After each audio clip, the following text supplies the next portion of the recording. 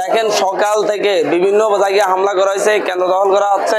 এখন আমরা বিভিন্ন জায়গায় কেন্দ্র দখলের খবর পাচ্ছি। আমরা তারপরও মানুষজনকে বলতেছি কেন্দ্রে যাওয়ার জন্য জনতা ভোট দিতে হবে, ভোটাধিকার প্রয়োগ করতে হবে। যারা সন্ত্রাসী কার্যক্রম করতেছে তাদেরকে জনতা প্রতিরোধ করতে হবে, প্রতিহত করা ছাড়া উপায় নেই। আমরা হার মানতে শিখিনি, আমরা হারকে বিজয় রূপান্তর করতে চাচ্ছি। তারা কত রাত থেকে সারা হাতে তাণ্ডব চালিয়েছে, প্রায় 200 বাড়ি করে হামলা করেছে।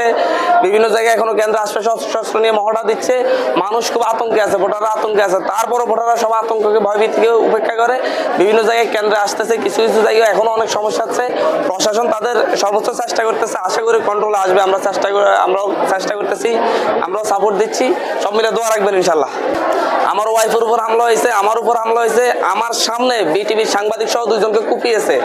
এবং এটা তো অহরহ সব জায়গায় ঘটতেছে। আমার ওয়াইফকে আটকে রাখা হয়েছে, তারপর উদ্ধার করা হয়েছে। আমরা এটা হাতিয়াবাসীর কাছে বিচার দিলাম, দেশবাসীর কাছে বিচার দিলাম, এই সকল সন্ত্রাসী থেকে যেন আল্লাহ আমাদেরকে মুক্তি দেয়। আমরা ফানা চাই এই সকল সন্ত্রাসী থেকে। ব্যাপারটা পুরোপুরি ভোট সুষ্ঠু হওয়ার উপর নির্ভর করে। ভোট সুষ্ঠু হলে অবশ্যই আমরা জিতবো, কিন্তু যেই রকম পরিস্থিতি ভোট কতটুকু সুষ্ঠু হয় আমরা সেটা নিয়ে এখন আশঙ্কায় আছি।